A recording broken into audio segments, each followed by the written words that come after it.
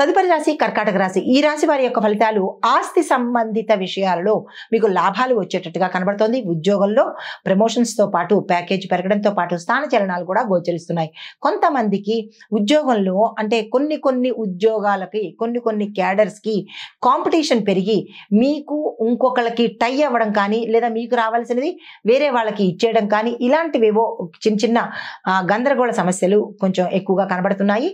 అలాంటి స్థితిలో మీరు కనుక ఉంటే సమన్వయం పాటించుకుని మీ పై అధికారులతో చర్చలు జరిపే ప్రయత్నం చేసినట్టయితే కనుక కొంత లాభం కలిగే అవకాశం ఉంది.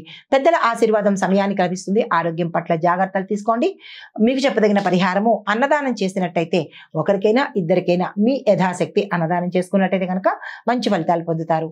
తదుపరి రాశి సింహరాశి. ఈ రాశి వారికి విద్యలోను అంటే విద్యార్థులకు కళలలోను ఏదైనా ఆర్ట్స్ సంగీతము మ్యూజిక్ సంగీతము డాన్స్ కానీ లేదంటే ఇతర ఏదైనా కళలలో చదువుతున్న వాళ్ళకి మంచి అవకాశాలు రావడంతో పాటు మీకు కొన్ని బంపర్ ఆఫర్స్ లాగా వస్తాయి. వాటి నిమిత్తంగా అందుకునే ప్రయత్నం చేసుకోండి. ప్రేమ సంబంధిత విషయాలలో కొంత జాగ్రత్తగా ఉండే ప్రయత్నం చేయండి. మోసపోవడం కానీ నష్టపోవడం కానీ ఇబ్బంది పడడం కానీ జరిగే అవకాశాలు కనబడుతోంది. ఆరోగ్యం పట్ల జాగ్రత్తలు తీసుకోండి. వ్యాపారస్తులకు ఈరోజు మీరు అనుకున్న స్థాయిలో లాభాలు రాకపోయినప్పటికీ కొద్ది శాతం అయితే లాభాలు వచ్చే అవకాశం ఉంది. విస్తరణకు కూడా ఈ రోజు అనుకూలమైన రోజు. కొత్తగా ప్రారంభించడానికి కానీ ఏ శుభకార్యాలు చేసుకోవడానికి కానీ ఈ రోజు చాలా చక్కని విశేషమైన రోజు. దసరా నవరాత్రులలో మనము ఏది ముహూర్తాలు చూడవలసిన అవసరం లేదు. ఏ పని ప్రారంభించినా సక్సెస్ అయ్యే అవకాశం ఉంటుంది. వ్యాపార ప్రారంభాలు కానీ విద్యా ప్రారంభం కానీ లేదా అంటే ముహూర్తాలు చూసుకోకర్లేకుండానే మీరు ఏ పని ఏ నిర్ణయాలు తీసుకున్నా అన్నీ చక్కగా అసలు దసరా అంటేనే చెడు మీద విజయం కాబట్టి మనకి చెడు పోయి అన్ని సక్సెస్లు వచ్చే అవకాశం ఎక్కువగా ఉంటుంది. ఆ తల్లిని తలుచుకుని మీరు ఏ కార్యక్రమం చేసినా సక్సెస్ అయ్యే అవకాశం కనబడుతోంది.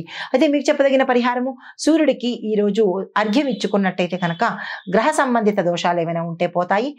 అందున రవి గ్రహానికి సంబంధించినటువంటి గోచార రీత్యా జాతక రీత్యా ఇబ్బందులు ఉంటే తొలగిపోయే అవకాశం ఉంది. తదుపరి రాశి కన్యా రాశి. ఈ రాశి వారి యొక్క ఫలితాలు కుటుంబ సమస్యలు, మానసికంగా అలసట, ధైర్యాన్ని కోల్పోవడం, కొంత భయము భీతి, దీంతో పాటు కుటుంబంలో ఇబ్బందులు కలగడము జరిగే అవకాశాలు ఎక్కువ కనబడుతున్నాయి. ఏ రంగంలో ఉన్న వాళ్ళకైనా ఈ రోజు కొంత కలిసి రాని పరిస్థితి గోచరిస్తోంది.